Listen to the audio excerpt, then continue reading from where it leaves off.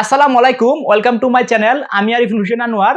এই ফ্লোচার্ট যেন আছে, এই ফ্লোচার্টের যে চিত্রগুলো যেন আছে, এই চিত্রগুলো সম্পর্কে আপনি যদি একটা সলিড ধারণা থাকে এবং নিট এন্ড ক্লিয়ার ধারণা থাকে, তাহলে পরবর্তী যে সময় আপনি বাস্তব জীবনের সমস্যাগুলো সমাধান করবেন এবং হচ্ছে অ্যালগরিদম থেকে ফ্লোচার্টটা যে সময় আঁকবেন, যেগুলো পরীক্ষার হলে অনেক সময় আসে, সেগুলো হচ্ছে আপনার একটা সলিড ধারণা থাকবে এবং ইজিলি আপনি সলভগুলো করতে পারবেন। সো তারই ধারাবাহিকতায় আমি যে চিত্রগুলো আছে, ফ্লোচার্টের যে চিত্রগুলো আছে, এই চিত্রগুলো আমি এখানে আঁকার চেষ্টা করছি। যদিও এই চিত্রগুলো দেখতে খুবই বাজে লাগতেছে, এবং আপনারা যদি মাহবুব রহমান স্যারের বইটা ফলো করেন তাহলে দেখবেন, মাহবুব রহমান স্যারের বইটা মেবি আমার কাছে আছে, একটু দিন দেখানোর চেষ্টা করি।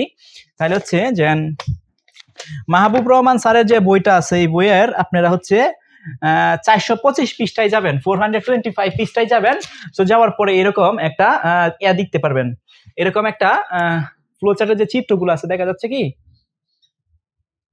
হ্যাঁ, দেখা যাচ্ছে। সো এরকম ফ্লোটার যে চিত্রগুলো আছে, এই চিত্রগুলো আপনারা দেখতে পাবেন। তো তারই মানে আমি তুলছি এখানে কেন? কারণ হচ্ছে ভালোভাবে বুঝিয়ে দেওয়ার জন্য আমি এখানে তুলে রেখেছি। ওকে? সো আমরা যদি শুরু করি, ফার্স্ট অফ অল চিত্রগুলো কেমনে হয়? তো চিত্রগুলো হচ্ছে প্রথমে যে এরকম বৃত্ত না, অ্যাকচুয়ালি এটা হলো ডিম্বাকার আকৃতি। এই যে চিত্রটা আছে, এই চিত্রটাকে এক্সপ্রেস করে বা এই চিত্র দ্বারা বোঝায় শুরু এবং শেষ। অর্থাৎ একটা প্রোগ্রাম শুরু হয়েছে অথবা শেষ হয়েছে। যদি আপনার একটা প্রোগ্রাম শুরু হয়, স্টার্ট হয়, তখন এই চিত্র ভিতরে হইতে হবে, এবং এটা যদি শেষ হয়ে যায় মানে ইন্ট হয়, তাহলে ওটার এই চিত্রের ভিতরে হতে হবে। ওকে?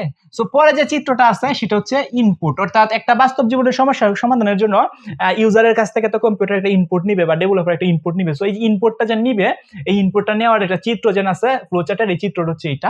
এই চিত্রের ভিতরে ইনপুটটা নিতে হবে। এরপরে যেন আছে প্রক্রিয়াকরণ বা যেটাকে বলা হয় আমরা প্রসেসিং করে, অর্থাৎ ইনপুট নেওয়ার পর এটা যেন প্রসেসিং করা হয়, প্রসেসিং করার পর যেন একটা ক্যালকুলেশন করা হয়। এই যে ক্যালকুলেশন বা প্রসেসিং বা প্রক্রিয়াকরণটা হয়, সেটা হচ্ছে এই যে চিত্রটা যেন আছে, এই চিত্রের মাধ্যমে। ওকে? সো এই চিত্রগুলো আপনারা মনে রাখতে হবে এবং দেখে বুঝতে হবে কোন চিত্রটা কিসের। ওকে?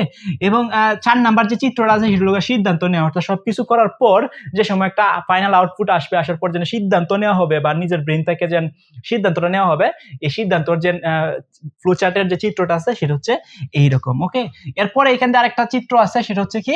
সংযোগ। তো সংযোগ বোঝাইতে এরকম বৃত্ত আঁকা হয়। সো বৃত্ত দিতে হয় মানে সংযোগ, কোনো যদি সংযোগ করতে হয়, তাহলে এই বৃত্তর যে ফ্লোচার্টটা আছে, এই ফ্লোচার্টের চিত্রটা দিতে হয়। ওকে? এরপরে যেন আছে এই যে এই পাশে তীর চিহ্ন, এই পাশে এই পাশে এই পাশে, মানে বটম টপ লেফট রাইট, যে এই যে যেন আছে যে তীর চিহ্নগুলা, এই তীর চিহ্নতে বুঝাইতেছে মানে ইন্ডিকেট করে প্রবাহ দিক, অর্থাৎ প্রোগ্রামটা বা ফ্লোচার্টটা কোন দিক থেকে কোন দিকে যাচ্ছে, এটা হচ্ছে প্রবাহ হচ্ছে কি দিক। ওকে? এবং লাস্টে ফল যে চিত্রটা আছে লোকা বর্ণনা বোঝানোর জন্য, এই যে এভাবে দেয়, এভাবে এটা লোকা বর্ণনা বোঝাতে, অর্থাৎ কোন কিছু বর্ণনা বুঝাইলে সেটা হচ্ছে এই চিত্রটা এক্সপ্রেস করে। ওকে? সো এই যে আপনারা দেখেন একটু ভালোভাবে, একটা স্ক্রিনশট নিলেও আপনারা নিতে পারেন।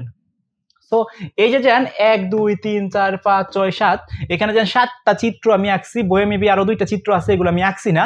সো এই 7টা চিত্র যদি আপনারা নিট এন্ড ক্লিয়ার একটা ধারণা থাকে, তাহলে একটা সলিড আন্ডারস্ট্যান্ড হয়ে যাবে, এবং আপনার পরীক্ষার হলে যে ফ্লো চার্ট অ্যালগরিদম থেকে যে সময় আপনার ফ্লো চার্টটা লিখবেন, সমস্যা সমাধানের জন্য যে অ্যালগরিদম লেখা হয়, অ্যালগরিদমের যে থেকে দিন আপনার ফ্লো চার্টটা লেখেন, তাহলে এই চিত্রগুলো যদি আপনারা মনে রাখেন, তাহলে টু মাচ এনাফ, আপনি ইজিলি সলভ করতে পারবেন ফ্লো চার্টের মাধ্যমে যে কোনো সমস্যা।